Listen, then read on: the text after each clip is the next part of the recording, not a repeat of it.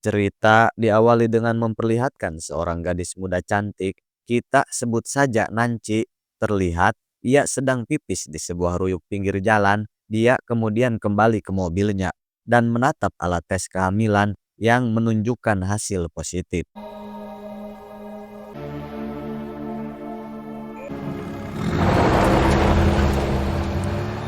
Kemudian Nanci bertemu dengan sahabatnya bernama Tabita dan memberitahu kabar tersebut.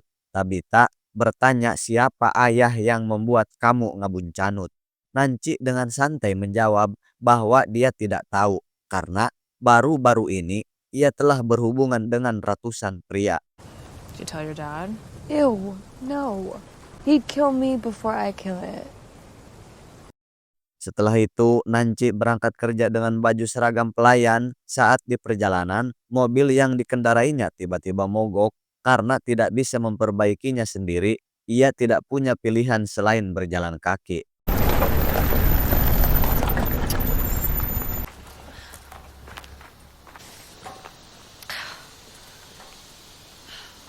Saat berjalan, Nanci bertemu dengan seorang pria bernama Bobby yang juga bekerja dengannya. Ia mengatakan kepadanya bahwa ia juga terlambat, sehingga Bobby menawarkan tumpangan dengan sepedanya, dan mereka berdua pergi bersama ke tempat kerja.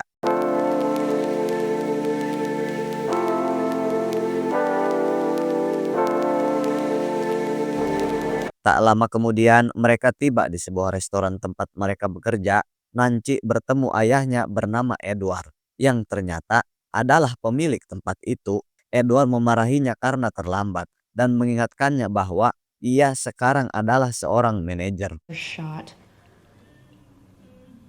Mom's old car. Edward juga memberitahunya bahwa ia harus bekerja shift malam bersama karyawan lain bernama Jack. Nanci berpendapat bahwa ia menganggap Jack seorang pria yang humeleng alias aneh dan meminta ayahnya setidaknya membiarkan Bobby tetap tinggal. Probably gonna be dead anyway, but even if we had two customers. Namun Edward menyatakan bahwa ia tidak mampu membayar lembur si Bobby dan bersikeras bahwa Jack adalah karyawan yang paling dipercayanya. Alhasil, Nanci hanya bisa menuruti kemauan ayahnya. I don't want balls. Why do I need balls to run this place? Kemudian Nanci mulai bekerja dengan suasana hati yang buruk dan ia mengatakan kepada Bobby bahwa ia harus bekerja shift malam bersama Jack. Mendengar ini, Bobby menawarkan untuk tetap tinggal meskipun mereka tidak membayarnya. Jelas sekali bahwa Bobby tertarik dengan kecantikan Nanci.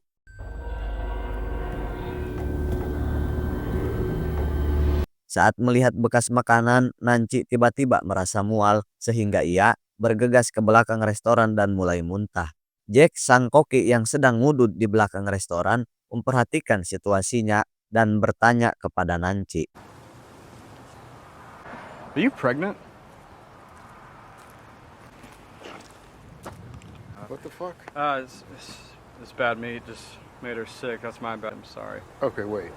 Setelah itu, Jack mengucapkan semoga sukses kepada bosnya untuk kencan besarnya malam ini. Siang harinya, seorang anggota staf bernama Peter secara tidak sengaja menumpahkan air di lantai.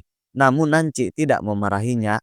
Kemudian, dia melihat sekelompok remaja yang dikenal sering membuat keributan berada di depan restoran. What are you douchebags doing? Playing with our new friend. Can you guys get the fuck out of here with that? Yo, aren't you that college chick? Nanci yang marah menuntut agar mereka pergi dan kemudian masuk kembali ke restoran di mana ia hampir jatuh di lantai yang licin. Sehingga Nanci memarahi Peter dengan keras, namun Jack yang merupakan saudaranya meminta Nanci untuk membiarkannya sendiri karena Peter tidak seperti yang lain dan memiliki keterbatasan mental. Thank you. Sorry. Nice. Beberapa saat kemudian, situasi semakin memburuk ketika para remaja memasuki restoran dengan mengenakan topeng Joker. Nanci meminta mereka pergi, tetapi mereka bersikeras agar dia melayani mereka dan bahkan meletakkan hewan mati di atas meja. I guess we'll serve ourselves. I'm calling the cops. Jack yang menyadari bahwa panggilan itu tidak terhubung dan Nanci hanya menggertaknya. Terlepas dari itu, para remaja yang ketakutan akhirnya pergi. Tetapi salah satu dari mereka berjanji kepada Nancy bahwa dia akan kembali lagi. Setelah itu, Nancy mengumpulkan semua karyawannya di restoran. I know that I may be younger than most of, but I am the manager. When I make a decision, I don't want to hear it from anyone. Namun Jack tidak menganggapnya serius dan mengklaim bahwa dia hanya menjadi manajer karena ayahnya adalah pemiliknya. Komentar itu membuat Nancy sangat marah sehingga ia tiba-tiba memberitahu Jack bahwa dia dipecat. You're fired. Who? You, Jake. Jack akhirnya tidak punya pilihan selain menuruti dan pergi. Setelah itu, Bobby terus memeriksa Nancy untuk memastikan dia baik-baik saja dan bahkan menawarkan untuk tetap bekerja shift malam bersamanya. Tetapi Nancy menjadi kesal padanya dan menyatakan bahwa meskipun dia seorang pria baik, ia tidak akan pernah bisa bersamanya. But you're never gonna get with me. Well, technically. Got it?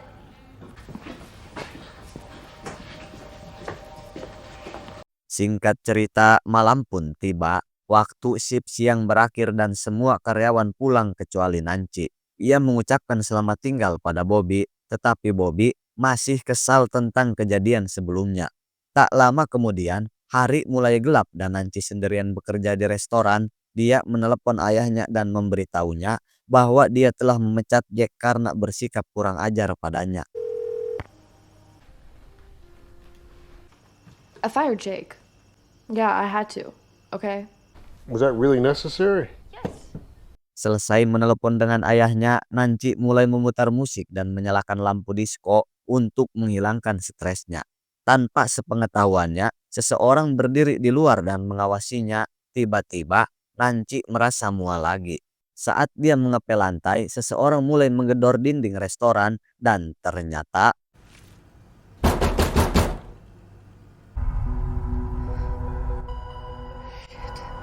karena ketakutan, Nancy segera mengunci pintu dan menelepon 911. Dia dengan panik menjelaskan situasinya. Tetapi operator memberitahu Nancy bahwa semua unit sedang sibuk dan mereka akan mengirim seseorang sesegera mungkin. Fucking windows and shit, and they were here earlier.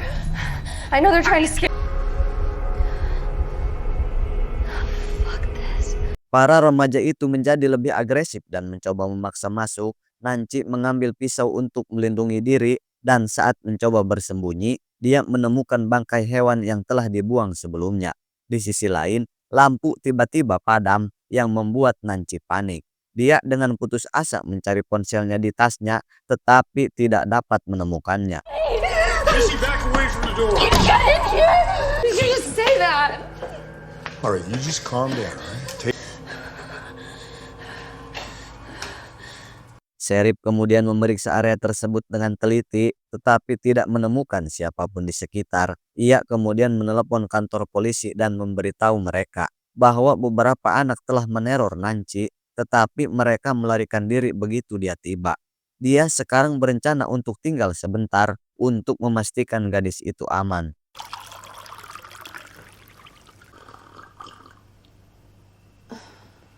Nancy sekali lagi menjelaskan bagaimana para remaja itu datang. Mereka membawa motor dan menggeber-geber di depan restoran dan terus-menerus menggedor jendela. Mendengar itu, Sheriff akhirnya khawatir dan segera membawanya keluar untuk memasukkannya ke dalam mobilnya. Di sana, ia memberitahu Nancy bahwa ia baru saja menyaksikan pembunuhan paling brutal yang pernah dilihatnya. Namun tak lama kemudian, Go, go, go!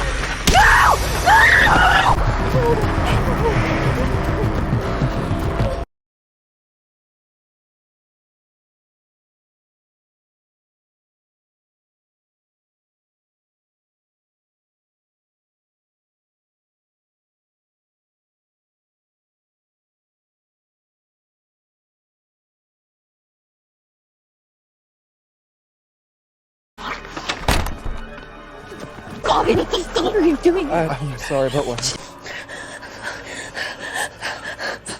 saat itu juga para pembuat onar masuk sehingga keduanya bersembunyi di dapur. Sayangnya, Bobby membuat suara yang tidak sengaja yang membuatnya para penyerang waspada. Ia mulai melarikan diri, sementara Nancy, ia mengirim pesan kepada Tabitha dari ponsel Bobby dan meminta agar Tabitha segera datang ke restoran. Namun tiba-tiba seorang pria bertopeng menemukannya.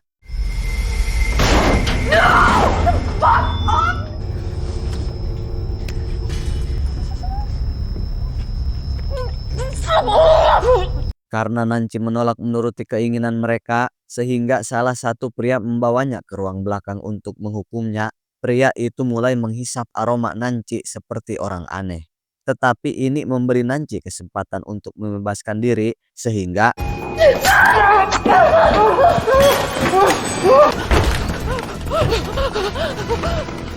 di luar, Nancy bertemu dengan sosok bertopeng lain dan menusuknya tepat di perut. Tetapi dalam sebuah kejadian yang tidak terduga, pria itu ternyata adalah Peter. Selain itu, orang-orang bertopeng lainnya, termasuk Bobby, keluar untuk membantunya dan salah satu dari mereka melepas topengnya. Nancy tidak menyangka ternyata orang-orang yang telah menerornya tidak lain adalah karyawannya. Adegan kemudian menampilkan kilas balik tepat setelah Jack dipecat oleh Nancy. Dia memohon padanya untuk tidak memecatnya, mengatakan bahwa dia memiliki tagihan yang harus dibayar dan resep medis. Tetapi Nancy tidak peduli dan mengatakan dia seharusnya memikirkan itu sebelum menghinanya. The rest of you get back to your shift. Kemudian kita melihat Jack yang sedang frustasi di mobilnya, di mana ia tidak dapat mengisi ulang resepnya karena dia belum membayar. Ia menghubungi kerabatnya untuk meminta uang, tetapi mereka juga menolak untuk meminjamkan apapun. $50, Uncle Greg, like, this is nothing. Setelah giliran kerja Peter berakhir, ia dan Jack pulang dan segera berhenti di tempat pengedar narkotikos. Pengedar itu menolak menyerahkan narkotikos tanpa pembayaran. Tetapi Jack menunjukkan pistol kepadanya dan memaksanya untuk menuruti. You know, man, I don't got a dime to my name, but how's about I just sound good? Jack menyebutkan bahwa ia memiliki rencana besar untuk restoran itu dan akan mendiskusikannya dengan Edward, tetapi sekarang ia tidak percaya bahwa Nancy berani memecatnya dengan begitu mudah. Tak lama kemudian, Jack melihat para remaja pembuat onar berkumpul di sekitar api unggun, sehingga ia meminta Peter untuk menemuinya. You're the guy who works at the fat pussy place. Jack mengungkapkan bahwa ia tidak lagi bekerja di sana dan mulai mengobrol santai dengan para remaja itu, tetapi percakapan berubah arah ketika Jack mulai menyalahkan mereka yang menyebabkan ia dipecat pada saat itu. Namun salah satu dari mereka mencoba bersikap agresif sehingga The fuck this shit? Yo, Jackson. Yo, get back, motherfucker, get back! You fucking get back! Jack kemudian memberikan pistolnya kepada Peter dan memerintahkannya untuk menembak mereka jika mereka bergerak. Kemudian dia memutar musik di mobilnya untuk menenangkan pikirannya dan meminta mereka untuk menari seperti orang bodoh.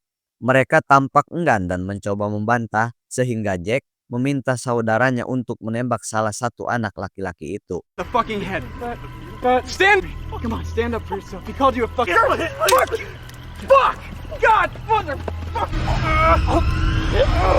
Setelah kejadian itu, kita melihat Peter menangis di dalam mobil. Jack memarahinya dan menyalahkannya atas apa yang terjadi.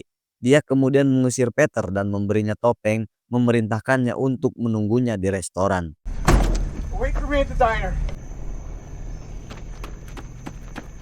Di adegan lain, Cobb dan Bobby terlihat sedang minum bersama dan Bobby mengungkapkan perasaannya kepada Nancy. Pada saat itu, Jack tiba mengenakan topeng dan menakut-nakuti mereka. Dia kemudian menunjukkan kepada mereka sebuah moped dan menyarankan untuk pergi jalan-jalan. Did you get these? Me and Petey jacked him from those dimwit teens. Sementara itu, Peter tiba di restoran dan melihat Nancy berbicara dengan ayahnya di telepon. Di sisi lain, Jack memberikan topeng jokernya kepada teman-temannya dan mengklaim bahwa dia punya ide. Tak lama kemudian, ketiganya tiba di restoran.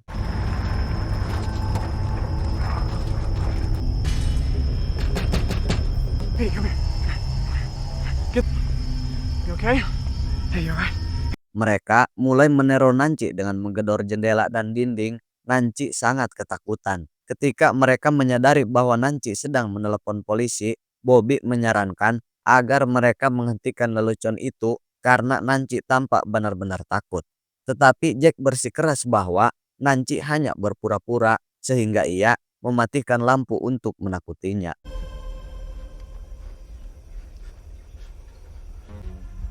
Okay. Ketika Sheriff muncul, kelompok itu dengan cepat mundur dan bersembunyi di ruang penyimpanan. Jack kemudian memerintahkan Cobb dan Peter untuk membawa moped ke sisi lain restoran dan menunggu aba-aba darinya. Mereka menurutinya. Dan kita melihat Sheriff yang khawatir mencoba memasukkan Nancy ke dalam mobil. Sehingga Go, go, go!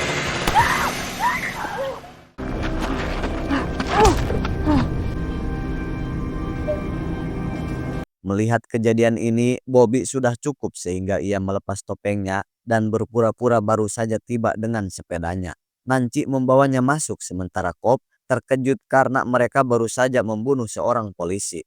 Tetapi Jack mengatakan dia melakukannya untuk si Cobb karena sidik jarinya ada di mana-mana.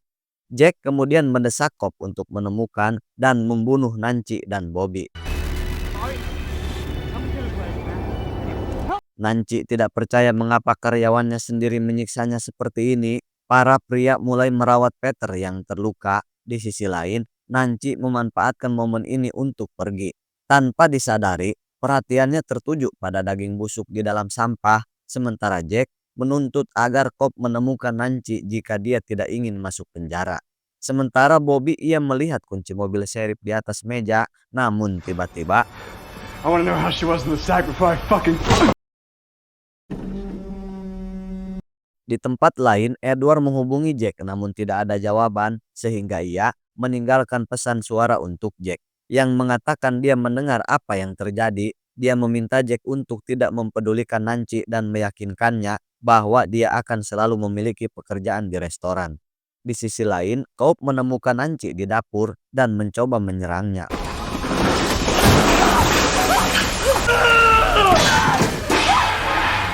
Kemudian kita melihat bahwa Jack telah menghabisi Bobby dan menusuknya hingga modar. Dia memasuki dapur dan mencoba membangunkan Cobb. Tetapi jelas pria itu sudah mati. Di sisi lain, Nancy melihat Bobby tergeletak di genangan darah dan dengan napas terakhirnya. Dia dengan lemah mencoba menyerahkan kunci mobil kepadanya. Namun tiba-tiba Tabitha muncul di restoran.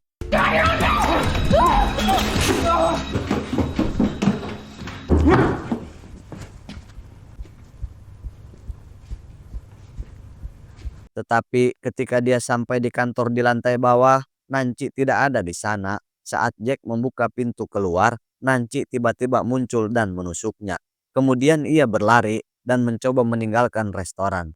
Tetapi Jack yang masih hidup mengejarnya keluar sehingga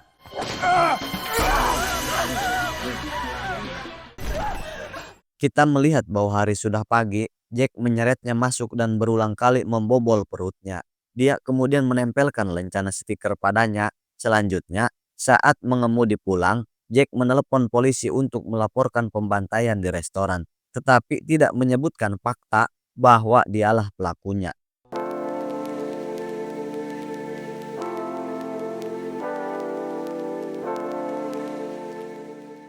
Sementara itu di restoran, ternyata Nancy masih hidup dan dia mencabut pisau dari tubuhnya. Selain itu, kita juga melihat bahwa dia telah membungkus daging busuk di perutnya sebagai pelindung tubuhnya. Meskipun dia terluka parah, namun dia masih bisa bertahan. Nancy kemudian merangkak ke tubuh Bobby dan berduka untuk sejenak.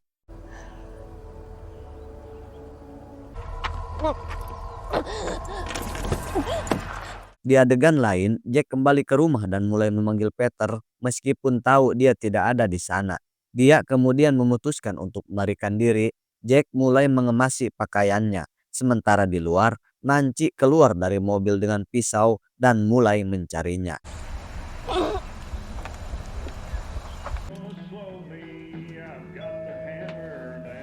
Jack dengan hati-hati membuka pintu tetapi tidak menemukan siapapun. Namun bel pintu terus berdering. Di luar, Jack menemukan lencana Nancy di pintu Namun tanpa ia sadari,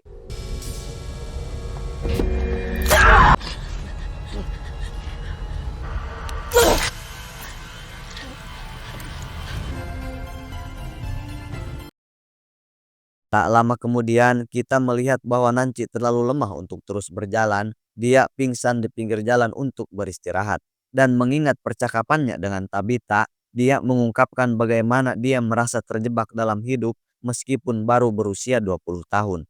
Dia ingin melakukan banyak hal dalam hidup, tetapi sekarang dia hamdul dan tidak dapat menemukan apapun.